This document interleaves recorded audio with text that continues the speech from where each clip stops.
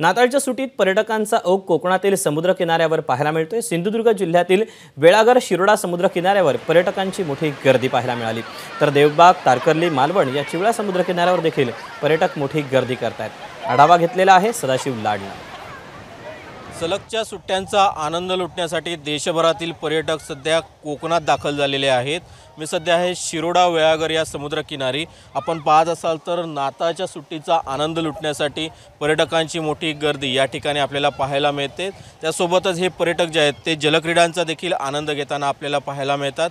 या ठिकाणी मोठ्या संख्येने गोव्याचे पर्यटक दाखल झालेले पाहायला मिळतात, कारण इथूनच जवळ गोवा जे राज्य आहे ते आपल्याला आहे आणि त्यामुळेच या ठिकाणी गोव्यात येणारे पर्यटक देखील येत असतात। त्यासोबतच पश्चिम महाराष्ट्रातून मोठ्या संख्येने पर्यटक या ठिकाणी येत असताना आपल्याला पाहायला मिळतात। या ठिकाणी घोड्यावरूनची सवारी किंवा उंटावरून सवारी जी आहे ती पर्यटक मोठ्या आनंदाने लुटताना पाहायला मिळतात। या ठिकाणी वॉटर स्पोर्ट जे आहेत ते देखील वॉटर स्पोर्टचा आनंद देखील पर्यटक घेताना पाहायला मिळतात। एकंदर जर पाहिलं असेल तर सिंधुदुर्गातील शिरोडा वेळागर, मालवणमधील तारकर्ली समुद्रकिनारा असेल किंवा देवबाग, मालवण, चिवला या समुद्रकिनाऱ्यांवर मोठ्या संख्येने पर्यटकांची गर्दी आपल्याला पाहायला मिळते।